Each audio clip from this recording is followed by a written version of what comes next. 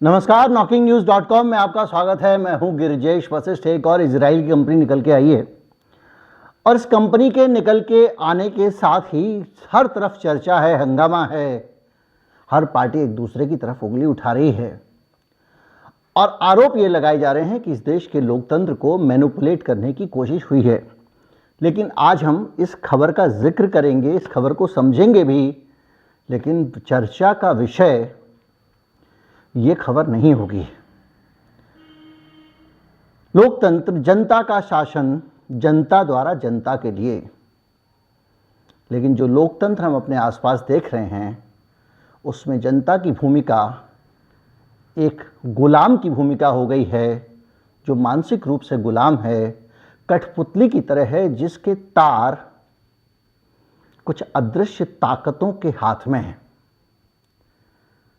हम सिलसिलेवार तरीके से एक के बाद एक मामले को समझेंगे, कुछ नए कुछ पुराने मामलों को निकाल कर लाएंगे और जानने की कोशिश करेंगे कि ये खेल होते कैसे हैं और आज वाले खेल को भी तफसील से समझेंगे। मैं अभी आया, कहीं मत जाइए, चैनल को सब्सक्राइब करें।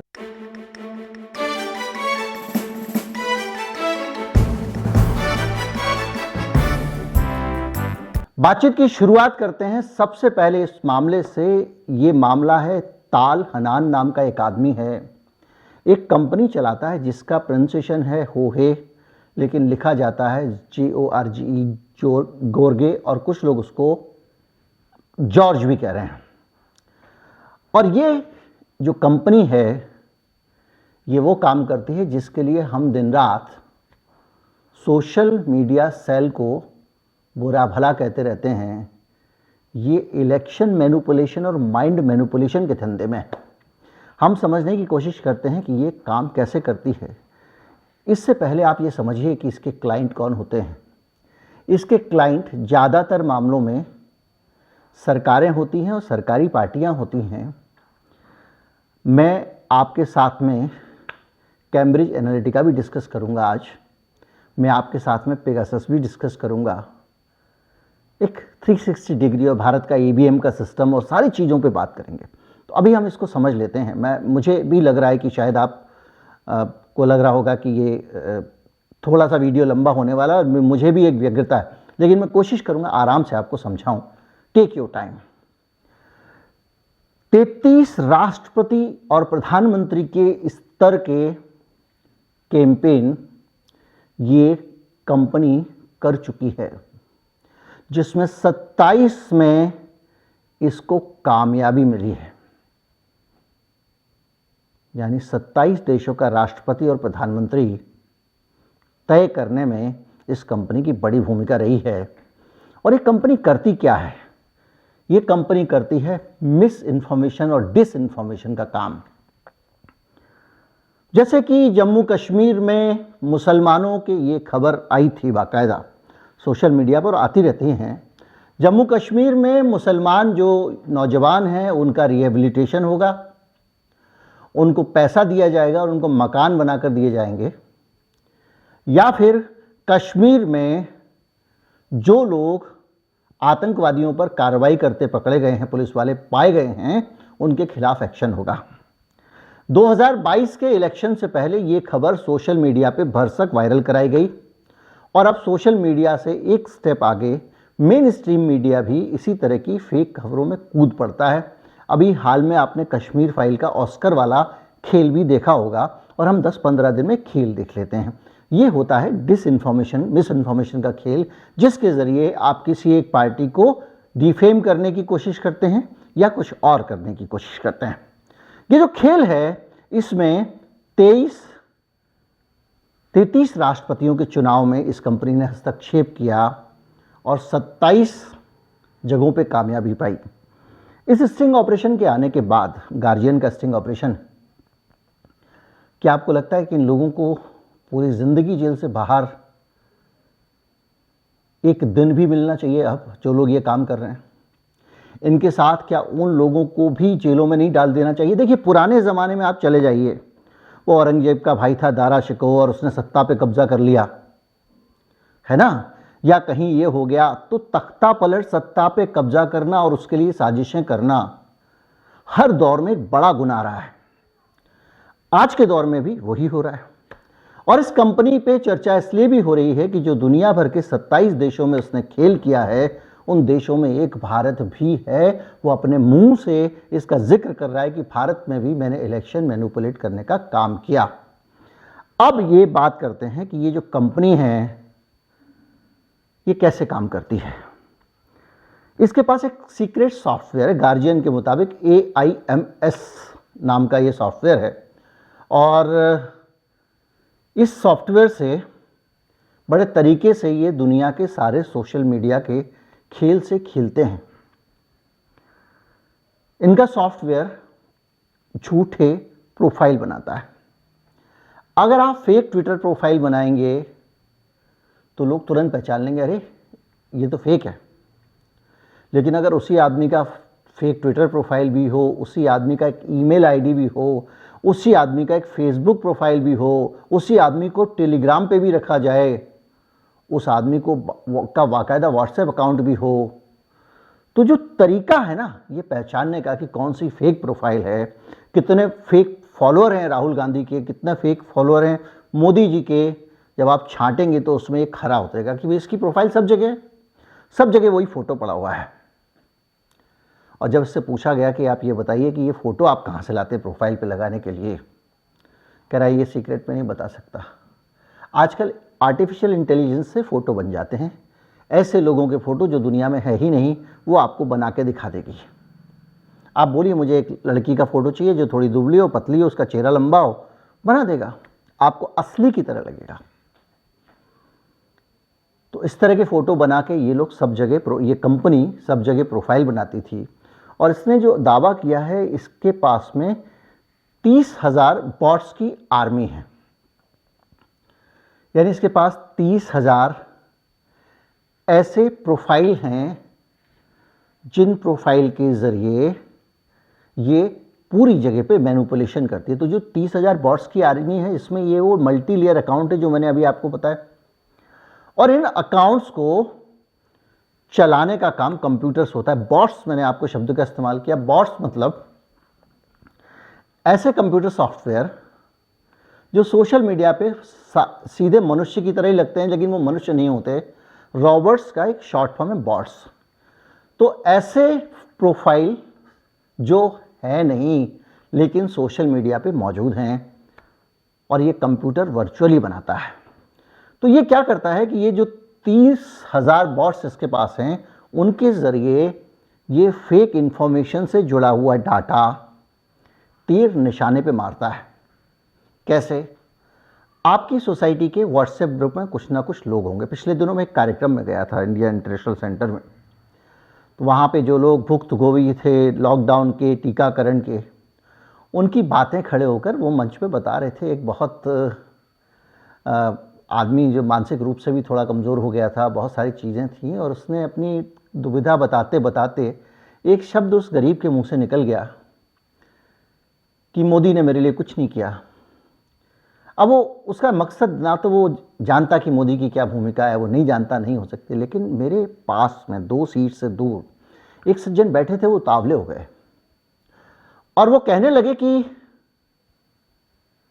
ये जो आदमी है इसको मोदी जी का नाम नहीं लेना चाहिए, पॉलिटिसाइज कर रहा है। एक आदमी अगर मान लीजिए आयोजकों में से कोई, वक्ताओं में से कोई अगर ये बात कहता तो एक ऐतराज़ समझ में आता था। एक आम आदमी लॉकडाउन के टाइम में उसको विकलांगता आ गई, उसको बहुत सारी चीज़ों में उसका दिमाग काम नहीं करता था, बहुत सारा उसको इलाज दवाओं से बहुत शिकायत थी, वो बोल रहा था। तो ये जो आदमी है जिसको इस पर ऐतराज़ है ये परफेक्ट टारगेट है। अगर ये अपने प्रोफाइल से उस आदमी को व्हाट्सएप मैसेज पहुंचा देते हैं तो वो आदमी पूरी दुनिया में फैला देगा। एक घोटाला पहले और आया था और ये काम ऑटोमेशन के जरिए करते हैं और सभी प्लेटफॉर्म पे इनका कैंपेन होता है। दुनिया भर के देशों में इनकी टीम काम करती है। टेलीग्राम, जीमेल हैक करने का भी इनके पास हुनर है। ये सारी बातें ये कह रहे हैं और ये बता रहे हैं कि इसमें ये जान सकते हैं कि आपके गूगल ड्राइव पे क्या है, आपके टेलीग्राम पे क्या है, और इसको ग्लोबल सिग्नलिंग सिस्टम जो है ऐसा मान रहा है गार्जियन, उसका अनुमान है SS7 उसके ज़रिए ये हैकिंग करता है। सरलता से समझें कि मैंने आपको कोई मेल भेजा और जब वो मेल तार से गुजरेगा तो डाटा फॉर्म में होगा, तो उसके बीच में एक कोडिंग होगी, एक फ्रीक्वेंसी होगी, उसको ये पढ़ लेते हैं, ऐसा उनका मानना है। और ये लोग $4,06,000 हर महीने अपनी सेवा के लिए चार्ज करते हैं। 2015 में जो नाइजीरिया के राष्ट्रपति का चुनाव था लेटेस्ट, उसमें भी इन्होंने गड़बड़ी की थी, जिसका ये दावा कर रहे हैं कि जानकारी आपको मिल गई। अब आप अंदाज़ा लगाइए कि ये मैंने कहा कि वो आदमी मेरे पास में बैठा हुआ था और वो आदमी उतावला हो रहा था कि मोदी जी के खिलाफ क्यों बोल दिया। एक चुटकुला हम सुनते हैं, ट्रेन में एक आदमी जा रहा था, बोलने लगा कि सब गर्मी बहुत पड़ रही है, तो उसके बगल वाला आदमी कहने लगा कि भाई 2014 से पहले गर्मी नहीं पड़ती थी क्या, अभी तेरे को दिक्कत हो रही है। तो ये एक मानसिकता है। इसी तरह के दूसरी पार्टी के भी लोग हैं, बहुत तुनक के जल्दी से, अगर मान लीजिए कोई चीज़ आती है तो तुनक के सफाई देते हैं, जल्दी से सफाई देते हैं। इन लोगों की पहचान कैसे करते हैं? इस पहचान को समझने के लिए आपको कैम्ब्रिज एनालिटिका के पास जाना पड़ेगा। कैम्ब्रिज एनालिटिका वाला घोटाला आपको याद होगा, कांग्रेस पार्टी का उसमें नाम आया था, बार बार कांग्रेस पार्टी का नाम उठा, उसमें विवाद था, कांग्रेस पार्टी शामिल है या नहीं, उस विवाद को मैं इसके बाद क्लियर करता हूं, लेकिन पहले मैं ये बताऊं कि वो ऑपरेट कैसे करता था। कैम्ब्रिज एनालिटिका ने एक रिसर्चर था कैम्ब्रिज यूनिवर्सिटी का, उससे डाटा खरीदा। उस रिसर्चर को फेसबुक ने रिसर्च के लिए डाटा दे दिया, और ये थोड़ा बहुत डाटा नहीं था, ये बड़ा डाटा था। और ये डाटा अलेक्जेंडर निक्स, जो कैम्ब्रिज एनालिटिका का चीफ था, उसने इसका इस्तेमाल अलग अलग तरीके के लिए करना शुरू कर दिया, और इसको लेकर ये विवाद है। 5 करोड़ लोगों का डाटा कैम्ब्रिज एनालिटिका ने चुराया। उस डाटा को चुराने के बाद उस डाटा का साइको एनालिसिस किया, और उसके ज़रिए उसके जो दोस्त कौन हैं, उसके ट्वीट कौन हैं, करने वाले कौन हैं, उसके पोस्ट में वो क्या लिखता है, और उसमें उसके दोस्तों में कितने लाइक करते हैं, उसको डिसलाइक करते हैं, सबको निकाल के उसने भारत की आबादी की एक साइकोलॉजिकल प्रोफाइल बना ली कैम्ब्रिज एनालिटिका ने। भारत में उसके 2 पार्टनर बने। एक पार्टनर जो है वो त्यागी जी, जो जेडीयू के नेताजी हैं, उनका बेटा था, और एक और पार्टनर था अवनीश राय और अम्बरीश त्यागी, ये 2 पार्टनर थे। इन दोनों ने मिलकर भारत में इस सॉफ्टवेयर की मार्केटिंग करनी शुरू कर दी। और इस सॉफ्टवेयर की मार्केटिंग करने के लिए जो इंटरव्यू अवनीश राय का मिला टीवी पे हमको, तो मार्केटिंग करने के अंतर्गत इनकी स्ट्रेटजी थी कि इसको हम बेचेंगे कांग्रेस पार्टी को। एक लक्ष्य लिया गया कि इस आइडिया को हम कांग्रेस को पिच करते हैं। पिच करने का मतलब होता है कि हम पहले कांग्रेस को बेचने की कोशिश करते हैं। एक मोबाइल फ़ोन लेंगे, उसमें 5 विधानसभा क्षेत्रों का या लोकसभा क्षेत्रों का डाटा लेंगे, और डाल के हम राहुल गांधी के पास जाएंगे और राहुल गांधी को कहेंगे कि भाई साहब आप हमारा ये प्रोजेक्ट खरीद लीजिए, और ये आपके पास चुनाव में ऐसे काम आने वाला है। हमारे पास इस तरह की डाटा प्रोफाइलिंग है, और इस डाटा प्रोफाइलिंग के मुताबिक हम जिसको जो चीज़ भेजेंगे, वो आदमी कैसे बिहेव करेगा, वो कठपुतली, और कैसे वोट में कन्वर्ट होगा, ये प्लान इन्होंने बनाया था कैम्ब्रिज एनालिटिका ने। कैम्ब्रिज एनालिटिका वाला जब विवाद हुआ था, ये तब की बात है। उसके बाद में इनका एक विसिल ब्लोअर, और अगेन यही गार्जियन अखबार था, खोजी पत्रकारिता बहुत करता है, ये भी हमारी तरह चंदा लेता है लोगों से। तो ब्रिटेन की संसद में उनके एक विसिल ब्लोअर की गवाही होती है। वो विसिल ब्लोअर ये बताता है कि भाई साहब जो है वो हम कांग्रेस पार्टी को लेकर कुछ कर रहे थे भारत में। अवनीश राय का कहना यह है, जो भारत में इनकी कंपनी का काम देखता था, कि कांग्रेस को पिच करना था उसको हमको। उसके बाद एक मीटिंग होती है, उस मीटिंग के बीच में एक लेडी आती है, वो लेडी शामिल होती है, और बाद में वो लेडी कहती है कि ये बातों बातों में कहते हैं कि हम क्लाइंट साइड से हैं। तो इन्होंने कहा, और इस बीच में निक्स जो था, अलेक्जेंडर निक्स, जो वहाँ से आया था, वो अलेक्जेंडर निक्स इस मीटिंग में शामिल होने लगता है। और जब ये पूरा प्रेजेंटेशन दिया जाता है तो अचानक अवनीश रॉय चौंक जाता है, क्योंकि वहाँ पे एक लेडी बहुत सारे डाटा इस तरह के मांग रही थी जो कांग्रेस पार्टी के खिलाफ जाते थे। इसने कहा कि अगर आप डाटा पे काम, एंटी कांग्रेस डाटा पे काम कर रहे हैं, तो हम इस डाटा को लेके कांग्रेस के पास कैसे पिच करेंगे? अगर हमको कांग्रेस को कोई चीज बेचनी है तो उसके हिसाब से बनानी पड़ेगी, ये तो आप एंटी कांग्रेस बना रहे हैं। तो बातों बातों में पता चला कि वो लेडी इनकी टीम का हिस्सा नहीं थी, वो क्लाइंट साइड से थी। मतलब कोई एक क्लाइंट था जो कांग्रेस के विरोध में काम करने में इंटरेस्टेड था। अलेक्जेंडर निक्स ने उसको ये सॉफ्टवेयर बेचने का प्लान बनाया था। दो पहलू आ गए।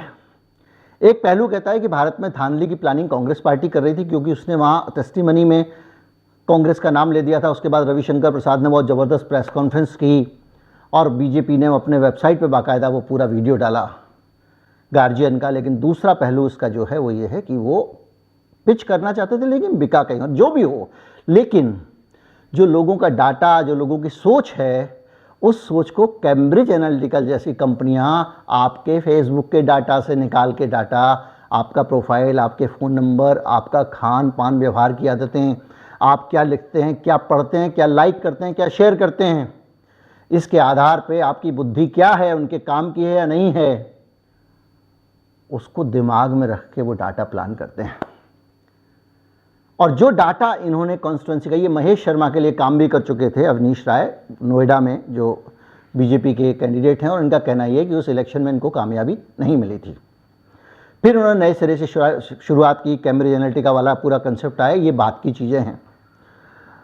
तो ये जो खेल था डाटा को समझने का, अब आप देखिए, एक कंपनी फेक मैसेज बनाती है, फेक वीडियो बनाती है, यूट्यूब पे फेक वीडियो बनाती है, फेक ट्वीट बनाती है, टेलीग्राम के मैसेज बनाती है, उसका काम यही है। और इस मैन्युफैक्चर्ड जो इन्फॉर्मेशन है, इस इन्फॉर्मेशन को टारगेट के अंदर प्लांट किया जाता है। और वो टारगेट है, कैसे ढूंढा जाता है, वो कैम्ब्रिज एनालिटिका का आप केस देख लीजिए। और कैम्ब्रिज एनालिटिका से जो डाटा मांगा गया था उस वक्त, वो डाटा था कास्ट, एक बूथ के लेवल पे। ये बीजेपी ने जो डाटा लिया था कैम्ब्रिज एनालिटिका से, जो अवनीश राय का कहना है, एक बूथ पे कास्ट का कॉम्बिनेशन, जाति का क्या समीकरण है, इस बूथ पे कितने किस जाति के लोग हैं, इस बूथ पे इतना डेटा लेकर ये कंपनियां बैठती हैं। यूं ही नहीं होता है कि आप किसी कम्युनली सेंसिटिव इलाके में रह रहे होते हैं और चूंकि आप अपर कास्ट हिंदू हैं और आप उसी सोच के हैं, तो आपके एसएमएस पे पोलिंग के दिन आने लगता है कि तुम लोग ऐसे घर में बैठे रहो, वो देखो सामने वाले धर्म के लोग वो जाकर जल्दी जल्दी वोटिंग कर रहे हैं। और ऐसा तभी हो पाता है, अगर ये दूसरे धर्म के आदमी के पास मैसेज चला जाएगा तो कहानी कुछ और हो जाएगी ना। तो उनके पास डाटा है, किसके नंबर पे कौन सा मैसेज भेजना है, किसको कौन सी बात कहनी है। तो ये डाटा कैम्ब्रिज एनालिटिका पूरा निकाल के आपका फेसबुक का हिसाब किताब अलग अलग पार्टियों को बेच रही है और कॉरपोरेट्स को बेच रही है। दोनों कंपनियां कॉरपोरेट्स को ये सब बेचती रहती हैं। तो निचोड़ ये निकला कि जब आप वोट करने जाते हैं तो आपकी बुद्धि कौन सा बटन दबाएगी, ये कोई दूसरा तय करता है। तो लोकतंत्र बचा क्या, लोकतंत्र किस हद तक बचा, किस हद तक कायम रहा। अब आते हैं तीसरे वाले पे, पेगासस वाले पे। पेगासस को लेकर सबसे सनसनीखेज जानकारी ये आई है कि आपके मोबाइल पे एक व्हाट्सएप कॉल आएगा, मिस कॉल होगा, आप उठाएं ना उठाएं, उसके साथ ही एक एप्लीकेशन आपके मोबाइल में इंस्टॉल हो जाएगी, या फिर आपके पास एक मेल आएगा, उसमें आप लिंक आप क्लिक करेंगे, एक एप्लीकेशन इंस्टॉल हो जाएगी, या फिर आपको फेसबुक के जरिए कहीं से भी एक एप्लीकेशन आपके फ़ोन में इंस्टॉल करा दी जाएगी। जैसे ही वो इन्फॉर्मेशन आपके फ़ोन में वो एप्लीकेशन इंस्टॉल होती है, वो एप्लीकेशन आप चाहे हटा दो या रखो, आपको दिखे या ना दिखे, वो आपके पूरे के पूरे डाटा पे कब्जा कर लेती है। आपका एसएमएस, आपके फ़ोन कॉल्स, आपकी बातचीत, और इस तरह की एप्लीकेशन इस देश के बड़े बड़े नेताओं के फ़ोन में इंस्टॉल की गई, इस तरह की एप्लीकेशन पत्रकारों के फ़ोन में इंस्टॉल की गई, और ये सब किया गया ताकि डाटा निकाल लिया जाए। ये कंपनी एक्सपोज होती है क्योंकि ये खुलासा होता है, वो भी इंटरनेशनल खुलासा था भारत का मीडिया तो भारत में ही, पूरे शहरों में, सारी राजधानियों में ब्यूरो नहीं है भाई साहब, इनके रिपोर्टर ही नहीं है। इनको पता है भूत चुड़ैल चला दूंगा 3 घंटे शाम को, मुझे क्या ज़रूरत है सब जगह ब्यूरो और नेटवर्क बनाने की। जो नेटवर्क था उसको भी धीरे धीरे ख़त्म कर दिया है सबने। तो उन्होंने खुलासा किया तो ये पता चला कि पेगासस की जासूसी कांड खुला, फिर उसमें भी कुछ अंदर के लोग निकल के आए पेगासस के। और जब पेगासस का खुलासा होता है तो ये पता चलता है, उस कंपनी ने कहा कि ये सॉफ्टवेयर हम किसी को नहीं बेचते, सिर्फ सरकार को बेचते हैं। तो उंगलियां सरकार की तरफ मुड़ गई, भारत सरकार की तरफ। भारत सरकार ने कह दिया कि हम पेगासस पे कोई जानकारी नहीं देंगे, ना हमने खरीदा है। उसके बाद में ये मामला सुप्रीम कोर्ट में पहुंचता है। सुप्रीम कोर्ट की एक जांच कमेटी बनाई जाती है और सुप्रीम कोर्ट की जांच कमेटी ये निष्कर्ष में लिखती है कि हम जब जांच करने के लिए गए तो सरकार ने हमको सहयोग नहीं दिया। इस देश में सुप्रीम कोर्ट की कमेटी सुप्रीम कोर्ट के जज की अध्यक्षता में, पूर्व जज की अध्यक्षता में जांच करती है और इस देश की ही सरकार उसको कॉपरेट नहीं करती जांच में। ठंडे वस्ते में गया मामला, किसी दिन बंद लिफाफे में कुछ हो जाएगा, भगवान जाने। बंद लिफाफा भी एक बड़ी रोचक चीज़ हो गई है। खैर, और ये चीज़ें जो हैं आपके सामने आती जाती हैं। और इस बीच में आप एक चीज़ और याद कीजिए, पेगासस पे ये भी आरोप लगा था कि ये जितने भी, जिनको अर्बन नक्सल्स कहा गया, जिनके ऊपर आरोप लगाए, मेरे वीडियो इस पे, जिन्होंने प्रधानमंत्री, इन सारी चीज़ों पे मैं वीडियो अलग अलग बना चुका हूँ कि प्रधानमंत्री जो हैं उनकी हत्या की साजिश रच रहे थे।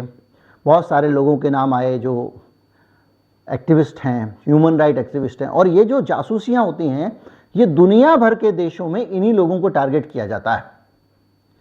जो ह्यूमन राइट एक्टिविस्ट हैं उनको टारगेट किया जाएगा, पत्रकारों को किया जाएगा, लोकतंत्र समर्थकों को किया जाएगा। मतलब जो लोग आपके एक छत्र राज को कायम रखने में अड़ंगा लगाते हैं, उनकी जासूसी की जाती है।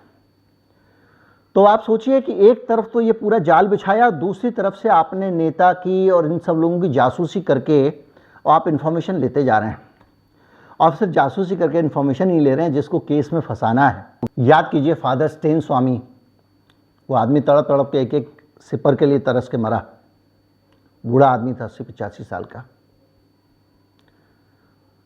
तो उनके लैपटॉप के अंदर पेगासस के जरिए वो डॉक्यूमेंट प्लांट किया गया था, बैक डेट में जाके, जिस डॉक्यूमेंट में ये कहा गया था कि नरेंद्र मोदी जी बहुत अच्छे आदमी, महान आदमी है, इनकी ये वो बहुत पॉपुलर हो रहे हैं, इनको मार देना चाहिए। अब आप पूरा ये खेल टेक्नोलॉजी का समझ गए होंगे। इस खेल को समझने के बाद में अब आपकी को वो दृष्टि मिल गई जिससे आप इंटरनेशनल खेलों को समझ सकते हैं। नाइजीरिया में प्रधानमंत्री कौन हो और उसके प्रधानमंत्री होने से अमेरिका के हितों पे क्या असर पड़ता है, इसके आधार पर अमेरिका भी नाइजीरिया में अपनी रणनीति तय करेगा।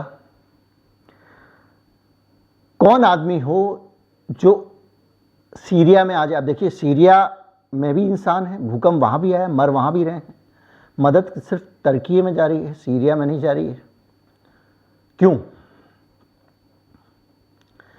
तो पता चलता है कि किसको कहां, जैसे आपको मैंने बताया था कि किस तरह से वहां पे प्लांट किया गया था इसको, यूक्रेन में इसको, जो ज़ेलेंस्की को। उससे पहले कोई और आदमी था, एक आदमी अमेरिका समर्थक प्लांट किया गया बहुत तरीके से। उस अमेरिका समर्थक आदमी के पक्ष में माहौल बनाया गया और फिर उसको धीरे से जोड़ के नाटो के ज़रिए और रूस की सीमा तक अमेरिकी सेनाएं पहुंचाने का खेल किया गया। इसी के ऐतराज़ हुआ था पुतिन का और इसी पे हमला हुआ था, सब जानकारी हम जानते हैं। भारत में इंदिरा गांधी जाती हैं, अमेरिका में खड़े होकर वहाँ के राष्ट्रपतियों के सामने बोल के आती हैं, हम रहेंगे तो तटस्थ रहेंगे। इंदिरा गांधी अपने इंटरव्यू में उसी 1984 में कहती हैं कि कुछ दुनिया की अंतर्राष्ट्रीय ताकतें मेरा इस पर वीडियो झुकाना चाहती हैं भारत को और वो अपनी तरफ लेना चाहती हैं, उनको हमारा निर्गुट रहना पसंद नहीं आ रहा है और मेरी जान को खतरा किससे है, इनसे नहीं है, पाकिस्तानियों से, ये इंदिरा गांधी कह रही हैं। और क्योंकि उसका एंकर का सवाल था कि पड़ोसी आपकी तरक्की से जलते हैं इसलिए ये कर रहे हैं, इंदिरा गांधी उसका उत्तर इस तरह देती हैं। तो अनेक तरह के उदाहरण हैं जिनसे ये पता चलता है कि अलग अलग देशों में ये दुनिया की जो शक्तिशाली वेस्टर्न डेमोक्रेसीज हैं, ये अपने पसंद के नेताओं को प्लांट करती हैं। तो इजराइल में बनने वाले सॉफ्टवेयर हों, ब्रिटेन में बनने वाले सॉफ्टवेयर हों, ये डाटा कंपनियां हों, अगर आपको ये लगता है कि किसी एक पॉलिटिकल पार्टी के पास में ताकत है, वो इसको खरीद लेती है, उसका इस्तेमाल करती है, तो ये आप खेल को छोटा समझ रहे हैं। भारतीय जनता पार्टी के पास पैसे हैं। खबर ये भी आई थी कि भारतीय जनता पार्टी को कांग्रेस पार्टी के मुकाबले कम पैसे में फेसबुक विज्ञापन छापने के लिए स्पेस देता है पर मिलियन। ये भी खबर आई थी। सैम पेत्रोदा ने बैठ के बाकायदा प्रेस कॉन्फ्रेंस करके कहा था, सैम पेत्रोदा वो आदमी है, माना कि वो कांग्रेसी, लेकिन वो आदमी है जिसने कहा जो भारत में टेक्नोलॉजी को लाने वाला आदमी सॉफ्टवेयर का आदमी है। उसने कहा कि इलेक्शन कमीशन की जो वोटिंग मशीन है इसमें गड़बड़ी की गुंजाइश है। वोटिंग मशीन में गड़बड़ी किस तरह से हो सकती है उसको लेकर मेरा ऑलरेडी वीडियो है, मैं बहुत सारी डिटेल्स उस पर बात कर चुका हूँ। अलग अलग एंगल से पूरी दुनिया में इस पर सवाल उठ चुके हैं। विकसित देशों में वोटिंग मशीन इस्तेमाल नहीं होती है। जिस जापान से आप चिप बनवा के लाते हैं उस चिप का सॉफ्टवेयर इलेक्शन कमीशन बताने को तैयार नहीं। सैम पेत्रोदा ने कहा कि आप 1 महीने के लिए हमको पोलिंग मशीन दो ना, नहीं, वहाँ पे कहेंगे कि ये चैलेंज है आपका, ये सजी हुई रखिए, आप हैक करके दिखा दो, दूर से खड़े होकर, छूना नहीं। ऐसे तो कोई नहीं कर पाएगा। तो ये आरोप लगता है। फेसबुक सस्ते में फ्री में बीजेपी को ऐड करने के लिए तैयार है। कांग्रेस पार्टी ऐड करने जाती है, ज़्यादा पैसे मांगती है। तो इन सब चीज़ों को अगर आप देखें समझें तो क्या ये संभव नहीं है कि दुनिया की जो ताकतवर सरकारें हैं जो फिदेल कास्त्रो को क्यूबा से हटाने के लिए अनगिनत प्राणघातक हमले उनके ऊपर करवाती हैं, कामयाब नहीं हो पाई, अलग बात है। तो वो ताकतें किसी भी देश में अपनी पिट्ठू और पसंदीदा सरकार बनाने की कोशिश नहीं करती होंगी?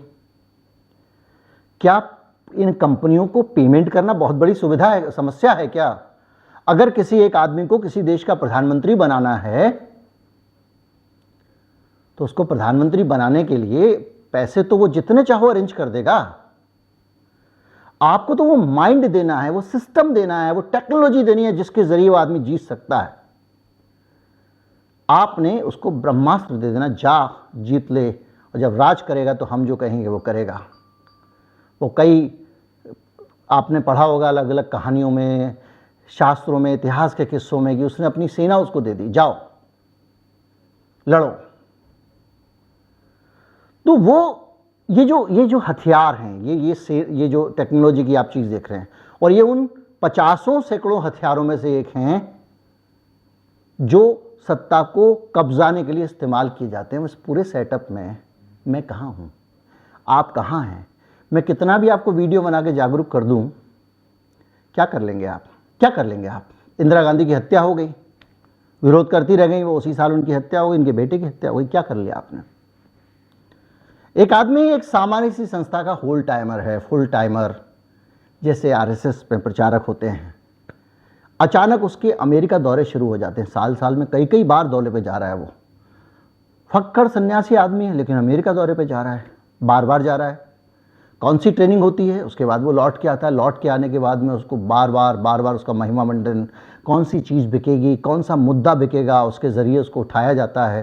फिर उसको एक प्रांत का प्रमुख बना दिया जाता है, उसके बाद वो केंद्र का प्रमुख बन जाता है। ये भी होता है। तो हमारे सामने जो सबसे बड़ी चिंता है वो ये है कि क्या लोकतंत्र धीरे धीरे करके कैप्चर हो चुका है। इलेक्शन का मैनिपुलेशन, अगर वो 33 एक ही कंपनी है जो इसका खुलासा हो गया है, 33 देशों में करती है, प्रधानमंत्री के लेवल के, राष्ट्रपति के लेवल के चुनावों में, जिसमें से 27 सफल रहती है। ऐसी हो सकता है 100 कंपनियां हों, 150 कंपनियां हों। इन कंपनियों को जहां जैसा निज़ाम स्थापित करना है उसके हिसाब से ट्रेन करो, वहां पे जो निज़ाम स्थापित करना चाहता है उससे मनमाना पेमेंट दिला दो। तो क्या कोई देश आज़ाद रह गया है? उसकी कोई स्वतंत्र नीति रह गई है? क्या वो देश अपनी मर्जी से काम कर सकता है, अपने नागरिकों के हित में काम कर सकता है, अपने नागरिकों के हिसाब से काम कर सकता है? क्या दुनिया में विदेशी ताकतें अलग अलग राज्यों में इस सब चीज़ों का इस्तेमाल करके हुकूमत कायम नहीं कर सकती हैं? ये सोचने का विषय है। और ये भी सोचने का विषय है कि इस दुनिया को, अब दुनिया कितनी आज़ाद रह गई है। दुनिया का एलीट किस कदर एक एक चीज़ खुद तय कर रहा है। आपका मुकद्दर आप तय नहीं कर रहे हैं, वो तय कर रहा है। उम्मीद करता हूँ ये खतरा जो बड़ा खतरा है इसको आप समझ पाए होंगे। अगर समझ पाए हो तो ज़्यादा से ज़्यादा लोगों तक पहुँचाएँ। चैनल को सब्सक्राइब कर ले। वीडियो लंबा हुआ उसके लिए क्षमा चाहता हूँ। नमस्कार, जय हिंद।